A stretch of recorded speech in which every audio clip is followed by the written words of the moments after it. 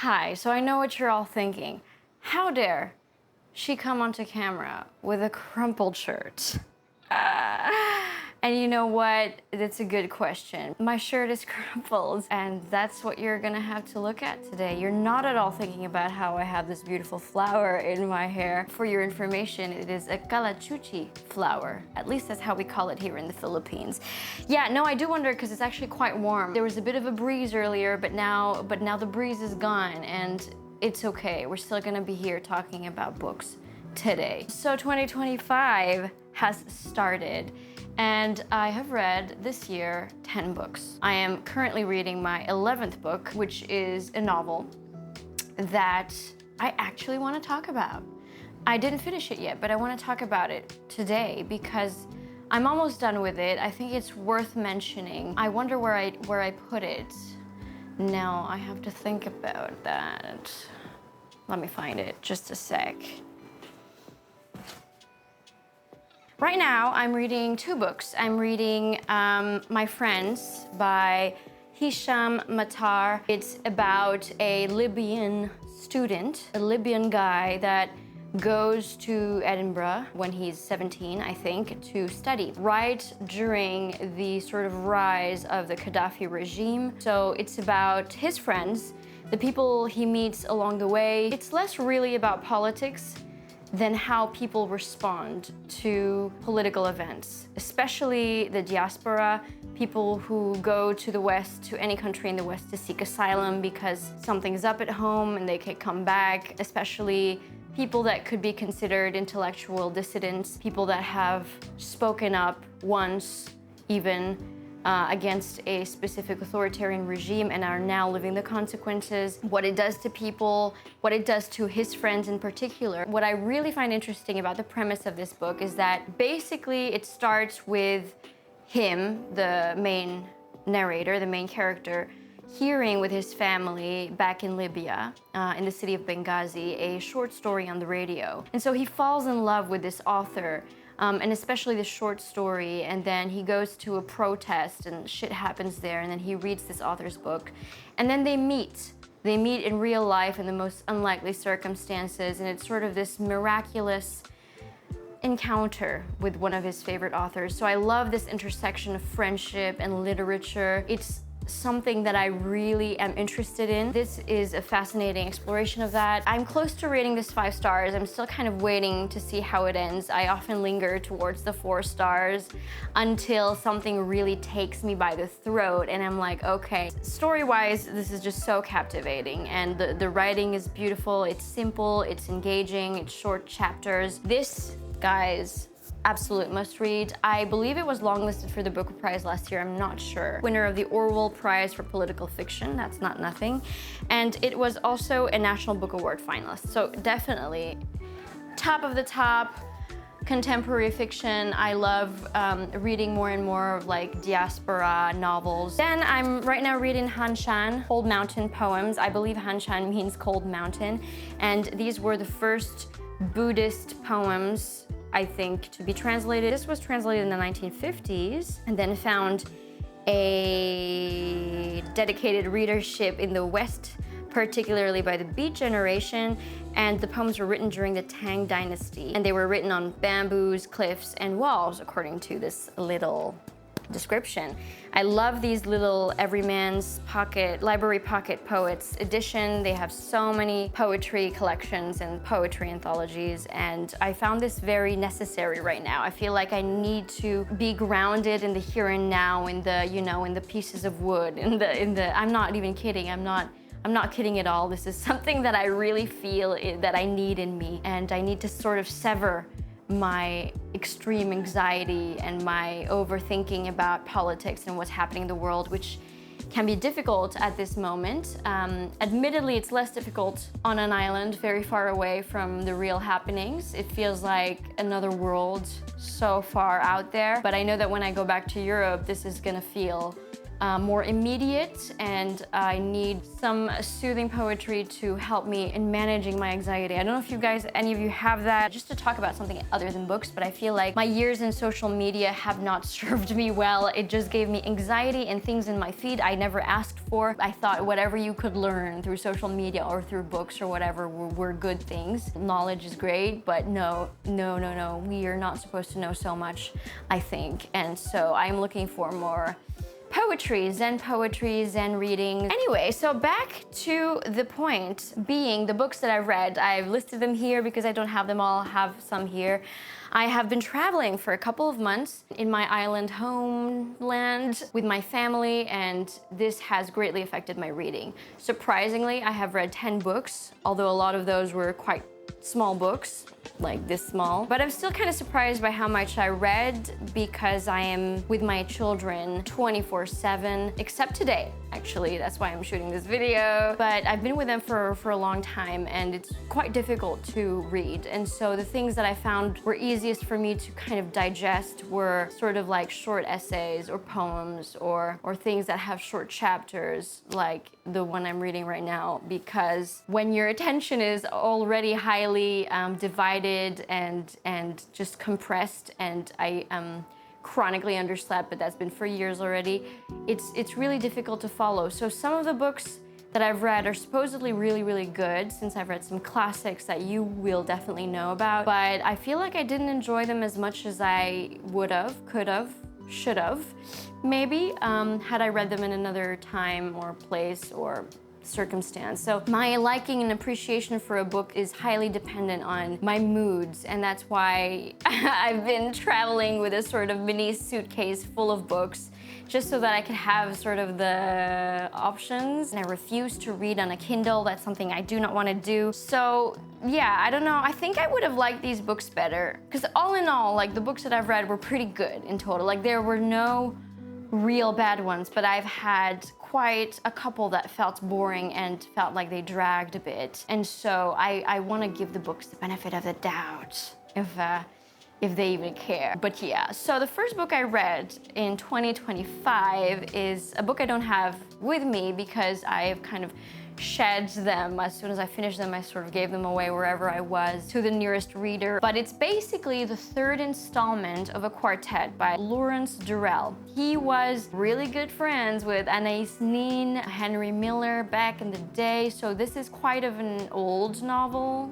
old series. It's fascinating because the whole series is basically set in Alexandria before and during, I think, the beginning of World War II. Alexandria in Egypt, which is a very magical place, at least it seems to me to be, or to have been during those days, full of literature and culture and art and so many different people from different backgrounds. And the most fascinating is the sort of richness of the religions that existed, that coexisted peacefully together, and sort of it kind of gave this, the backdrop is really just this political tension between these actors. And this is a very particular quartet because at first, so the first book that I read of it is Justine, which is the first of the quartet. It's sort of a love story. It's the love interest between the main character, the narrator of that book, and Justine, who is sort of this magical woman that everybody loves. That is, she's kind of, I think she's the wife of a very rich Egyptian who is involved in the politics of Egypt at the time. And so you have this political intrigue. It's fascinating because of that rich background. You know, so many things are going on, but the guy is just so absorbed with his love interest, and it really kind of takes apart love and what love is and what it feels like, and really examines that. And what is really beautiful about, you know, Durrell's style in all these books is the prose is quite lyrical, but in a propulsive story where things happen and you do feel like something is pulling you in.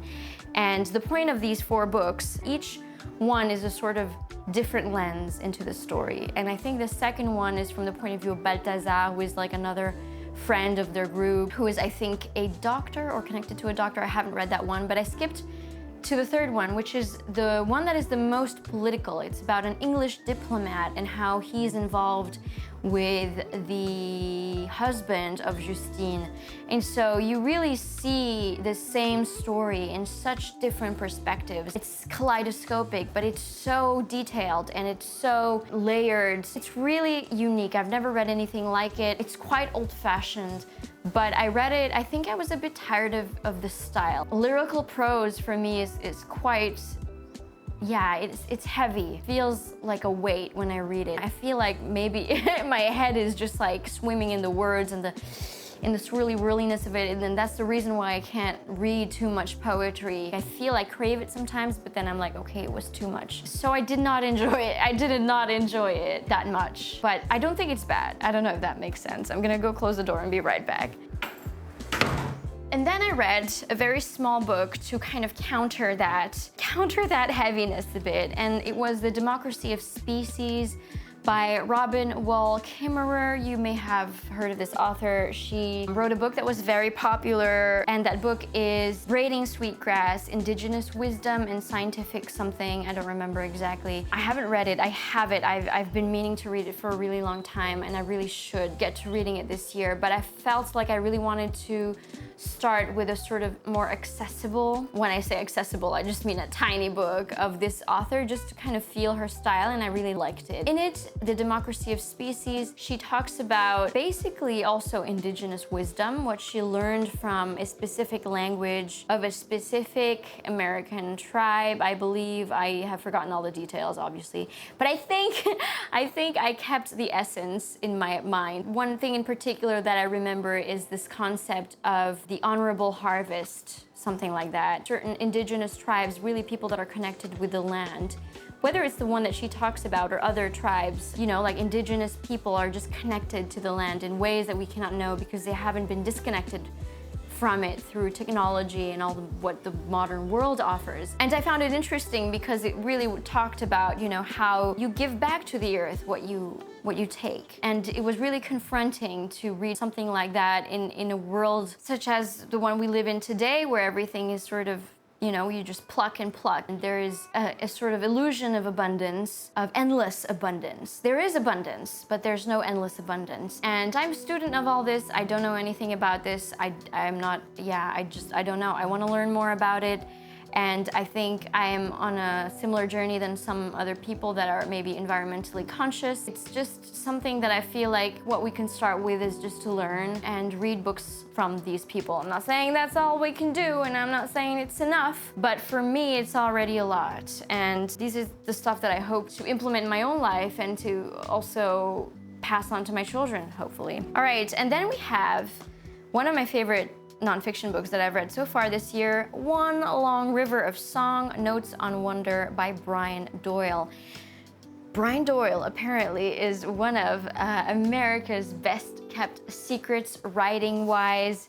I understand why. This is a book of his essays. He's a guy that wrote mini essays. There was a wonderful introduction in the beginning and an essay that really touched me and I still keep thinking about today. It's about humility, the last frontier, and he has such a beautiful heart. And the reason why I picked up this book is I saw it on the newsletter of Maria Popova. I don't know if you know it, and if you don't know, it's an amazing newsletter. It used to be called Brain Pickings.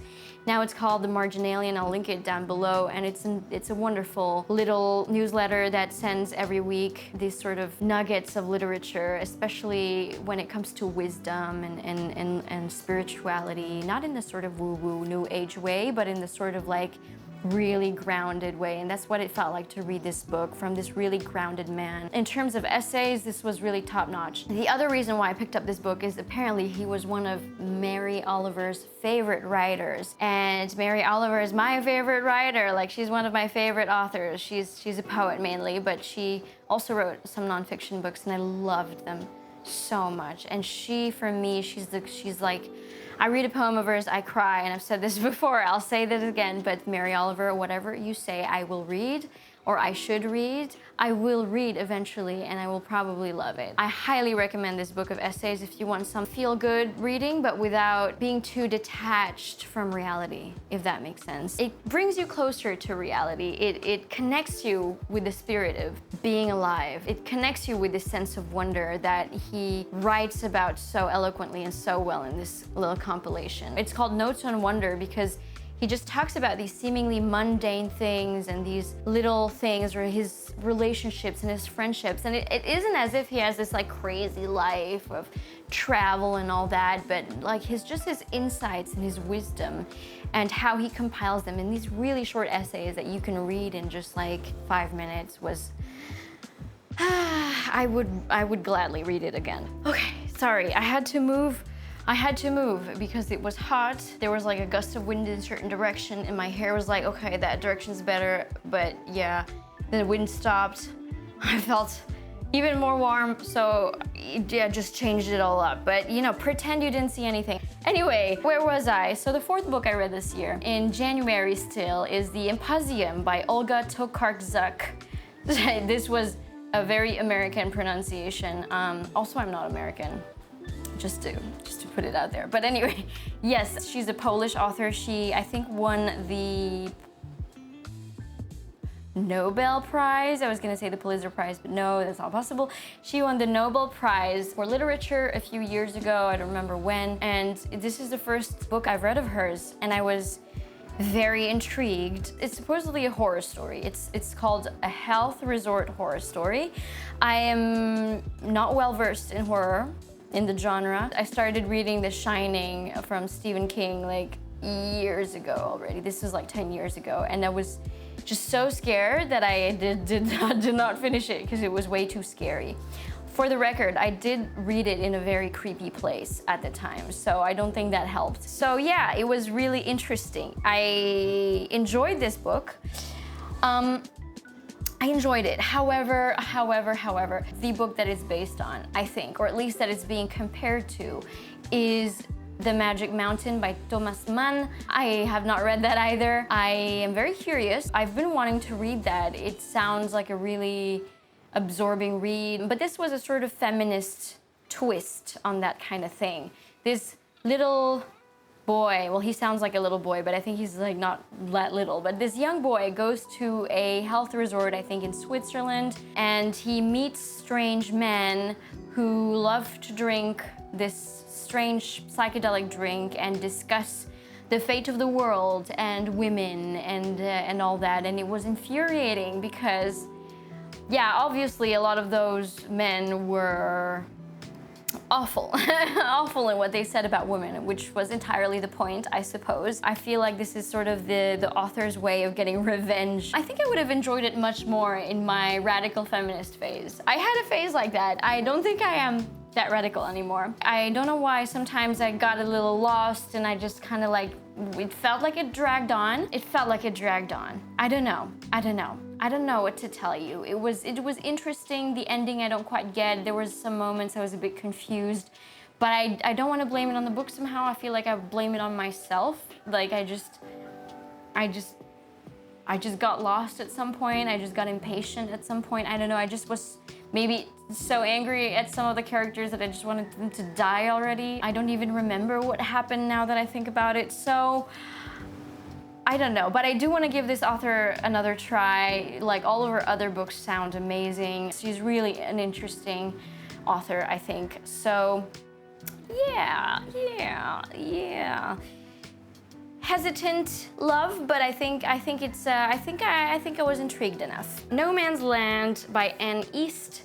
Living Between Two Cultures. It's a little booklet, yeah, with a few essays of this woman who is, I believe, Southeast Asian. She's British, but she is part of the Southeast Asian diaspora in Britain, and so she talks about what it is like to live between two cultures, but it was from more of an academic point of view. I did not like this. I think this was my least favorite read of the year. I thought it was dry. I thought it wasn't very, like there was no real story that moved me in this. It felt just a bit angry, like a person that is a bit angry at the racism that she's gotten. And I'm not discrediting this person's or anybody else's. I mean, you know, I grew up in France.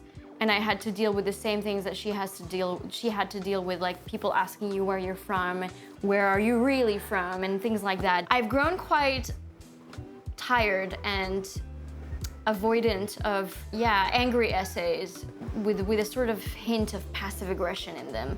I don't think it's very useful. I think it is important to establish that there has been discrimination, that discrimination exists. Perhaps, it always has existed, and I do think it always will exist.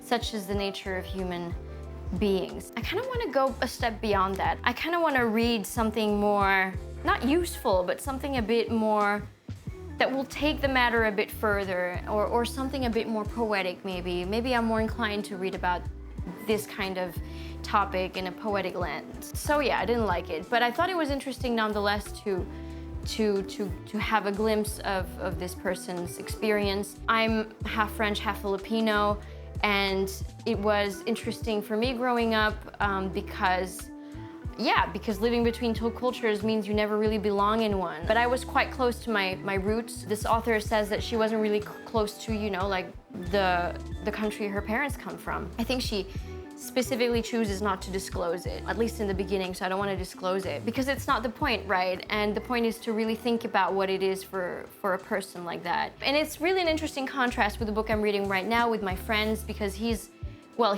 from the Libyan diaspora, but the character in this book is an asylum seeker. He just can't go home, and he longs to go home, and he feels alienated from the society that welcomes him and wherein he can live in. But there's no hint of sort of anger or there's just this sense of alienation, but without this people should treat me this way sort of underlying tone, which I don't like. So yeah, I got that out of the way. I don't want to talk about it even more. Next, I read, finally, I read 100 Years of Solitude by Gabriel Garcia Marquez, and I read it in like 100 years. I swear this is the longest it has ever taken me to read a book. Well, probably not in my life, but at least in my recent reading life. Like in the past years, I've been pretty fast at reading books, at reading even big books, big novels. I think it's like 400, 500 pages, but this took me forever. I go back to what I was saying in the beginning. It's just really difficult to stay focused when I'm constantly taking care of small children and reading at the same time. And even when I'm not reading at the same time, my brain can only handle so much. And however transporting and magical and interesting and unique and clearly wondrous this book was, I got confused. I just got so confused. There's so many Aurelianos and Jose Arcadios, and there are just so many of them. It's just like, it's about this family and all their kids that they have. The first couple that, that we follow, the one that is the ultimate top of the family tree. For me, that was the most interesting part. And now I think I wanted to read this because I started watching the series, the TV show adaptation on Netflix, and I really liked it. And I was like, okay, it sounds amazing. I should read it. And it was really nice in the beginning. I was really so into it, but it just, it was so long. It was so long and such random stuff kept happening, and I felt like the whole thing was a psychedelic trip, which, trust me, I love, but I don't know. It's not the book. It wasn't the book, it was me. It wasn't the right time for me to read it, but I'm very glad I read it, and I feel like I'll read it again in my life. Or I'll try to, at least. And when I do, I'm gonna make sure it's a time and place that I have hours and hours of no interruption. But it was magical. He established the genre of magical realism. I'm sure that you know this. To be fair, it deserves its Nobel Prize. I think this was the one that propulsed him to literary fame. Yes.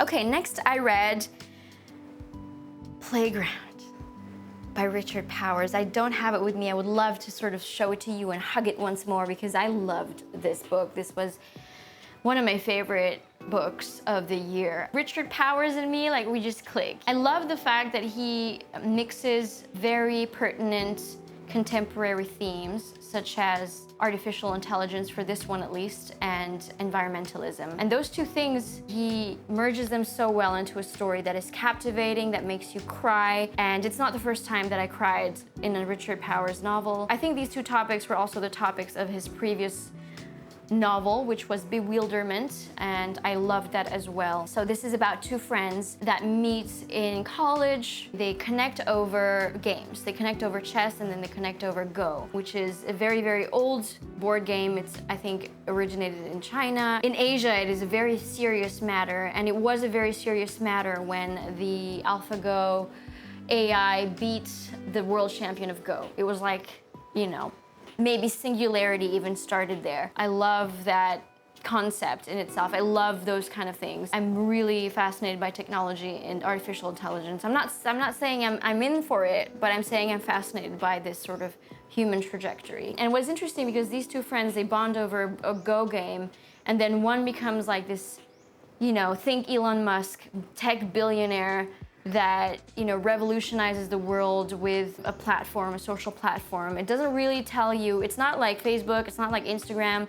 It kind of is its own thing. It's a fictional social platform that changes the world. The other friend goes on to study literature, and there's this sort of eternal feud between them. During the years, they've kind of grown apart. And it's the story of their friendship. And the denouement, like the ending, was just so good. Like I can't get over it. I can't get over it still now. I keep thinking about it. And I urge you to read this book if you are into those topics like I am, or if you're just really interested in contemporary fiction that takes these topics and, you know, does them justice.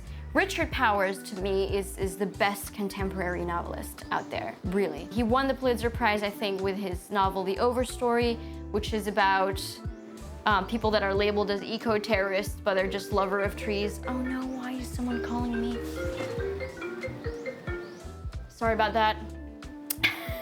Sorry about that. So yeah, The Overstory was about basically these people labeled as eco-terrorists, but are basically just lovers of trees and that go live high up in trees to protest against cutting them and all that, and love it, love it, love it. Love Richard Powers. Give him a try if you haven't read him yet. I do not think you will regret it if you are a lover of literature. And then we have The Art Thief by Michael Finkel. Michael Finkel, here you are, The Art Thief.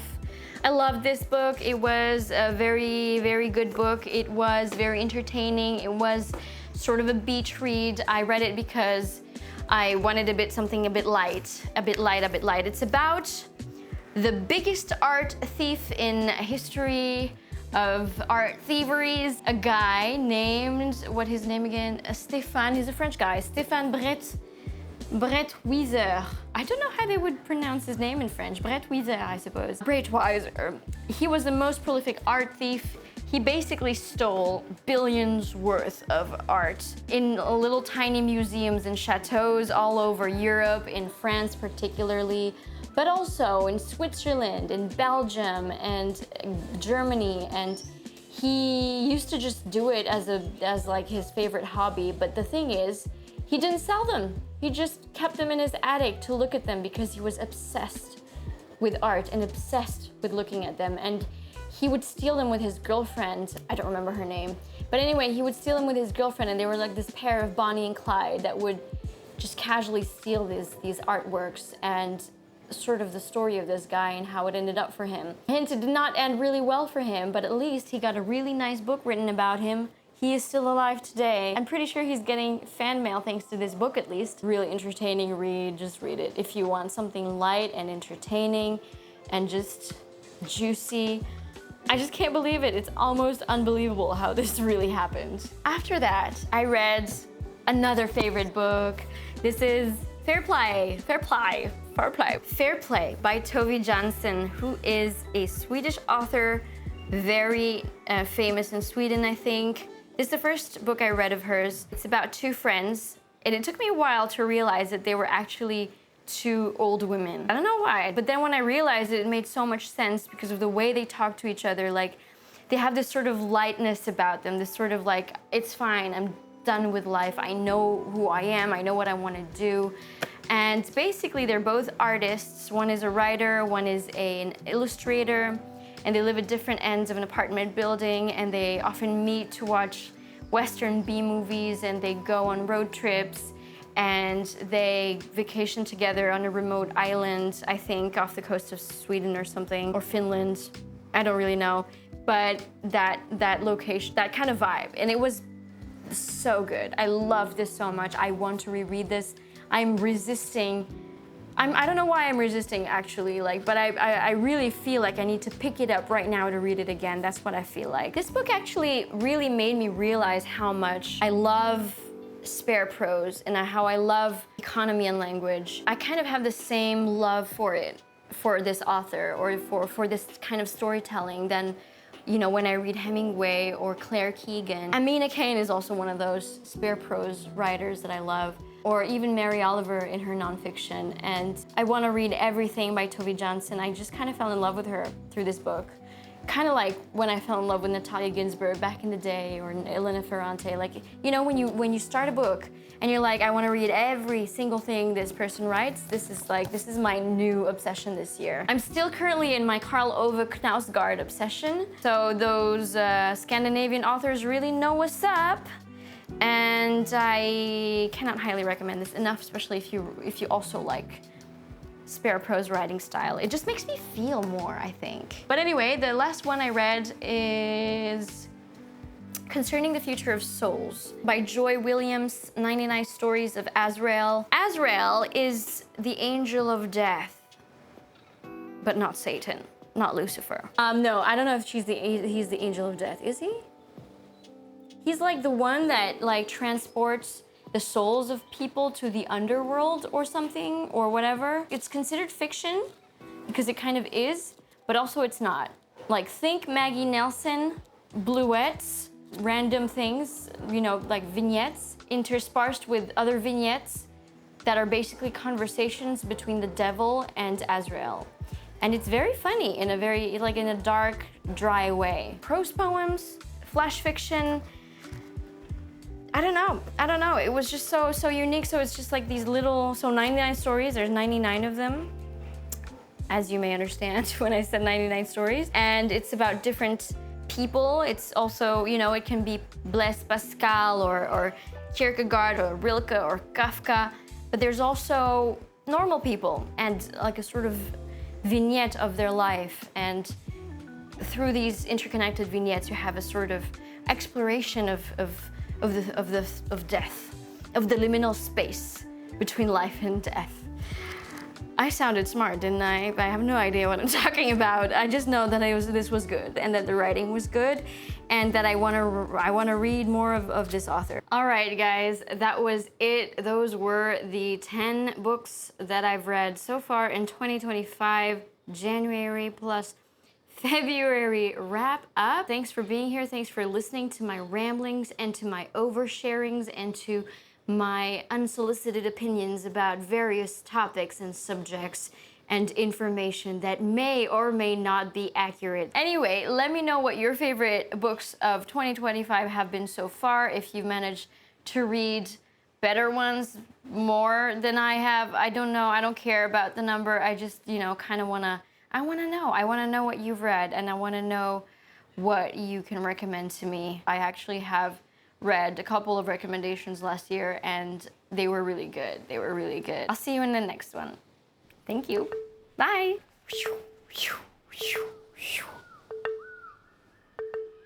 See that? That was a bird. Get it?